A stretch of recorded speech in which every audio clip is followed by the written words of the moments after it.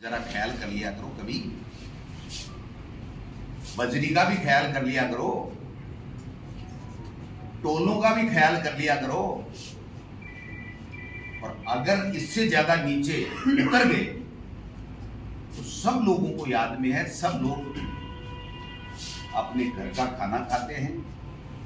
इसलिए मैं ओपनली उनको चैलेंज करना चाहता हूं कि राजनीतिक बात, सरकार की बात वो अपनी सीमा में रह के करेंगे तो उनके लिए भी अच्छा रहेगा और राजनीति के लिए भी अच्छा रहेगा।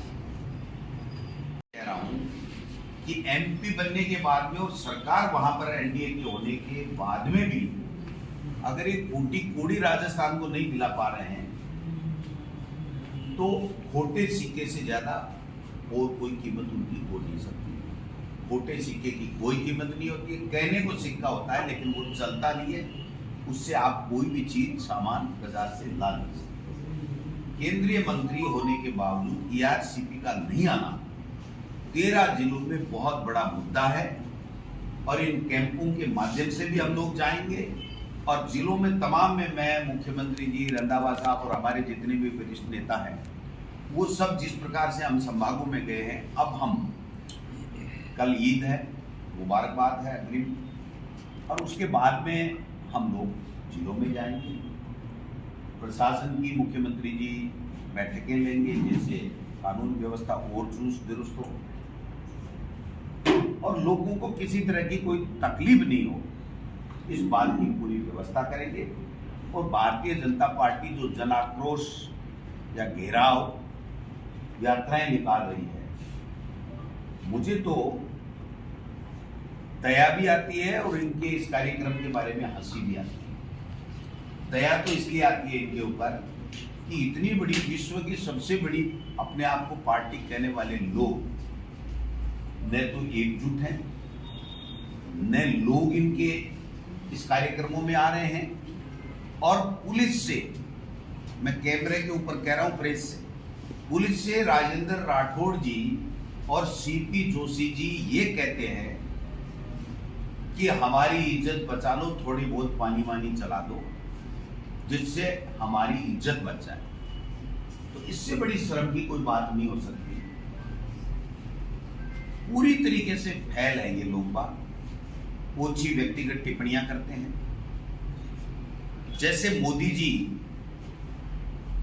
9 साल से कुछ नहीं करके 70 साल के कांग्रेस को 2 सीट देने का काम कर रहे हैं, वही पार्ट इनको आरएसएस और बीजेपी को यहां पढ़ा रखा है कि आलतू फालतू बातें करो, काम की बात मत करो। एक भी भारतीय जनता पार्टी के नेता ने अगर ईआरसीपी के बारे में एक शब्द भी बोला हो तो आप बता दीजिए। राजेंद्र जी राठौड़ अपने सुपुत्र को लेकर के मोदी जी से मिलते हैं, अमित शाह से मिलते हैं, बहुत अच्छी बात है। उनको ये पद बुढ़ापे में मिला लेकिन मुबारक हो। लेकिन मैं उनसे पूछना चाहता हूं, जो इनमें फ्रैक्शन है, कल राजेंद्र जी राठौड़ अपने जन्मदिन मना रहे थे, मैं भी उनको मुबारकबाद दूंगा कि वो 1000 साल जिए। लक्ष्मणगढ़ से आते जाते कार्यकर्ताओं को कहते हैं आइए, बहुत अच्छी बात है। राजेंद्र जी राठौड़ जब 2013 का चुनाव हुआ था तो मेरे इलाके में 15 दिन कैंपेनिंग की थी क्योंकि उनका चुनाव पोस्टपोन्ड हो गया था। एक व्यक्ति के फार्म जिसने भरा था कैंडिडेट के खत्म होने के बाद, उसके बावजूद मैं 11,000 वोटों के लगभग जीता था।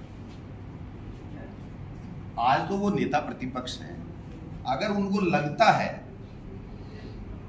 कि मैं गोविंद डोटासरा को हरा सकता हूं तो अगर मेरी पार्टी टिकट दे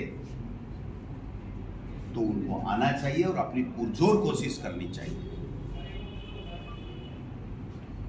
इसलिए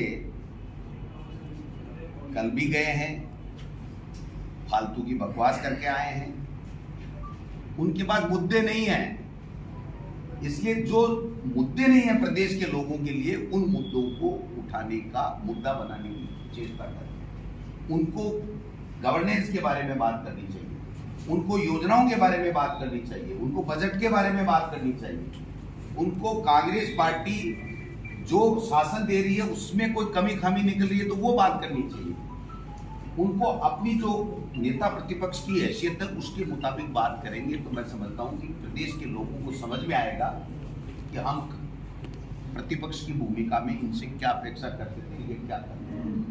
एफआईआर कर रहा है तो हम लोग नहीं उसको रोकते, जबकि भारतीय जनता पार्टी में केंद्र में कितने लोगों पर कितने एलिगेशन लगे हैं, कितने मंत्रियों पे एलिगेशन लगे हैं, और मंत्री गृह राज्य मंत्री का बेटा जेल में है, फिर भी उन्होंने किसी तरीके का कोई एक्शन नहीं लिया।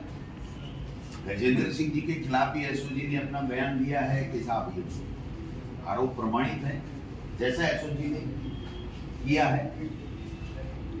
तो कहने का मतलब कि वो कुछ भी नहीं करते, लेकिन मैं आपको दावे के साथ कह सकता हूं कि अगर इन्वेस्टिगेशन में हमारी पार्टी का कोई भी नेता, कोई भी कार्यकर्ता अगर दोषी पाया जाता है इन्वेस्टिगेशन में, तो पार्टी 101% उसके खिलाफ कार्रवाई करेगी। हम मोदी जी, अमित शाह और आरएसएस की तरह नहीं है। सब जानते हैं,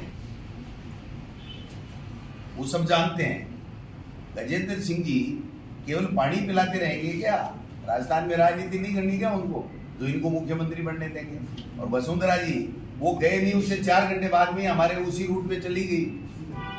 तो आप समझो इनका खेल, ये तो आपस में लड़ भिड़ के निपट जाएंगे, हमें जरूरत ही नहीं पड़ेगी, हमें तो जनता है काम करने हैं।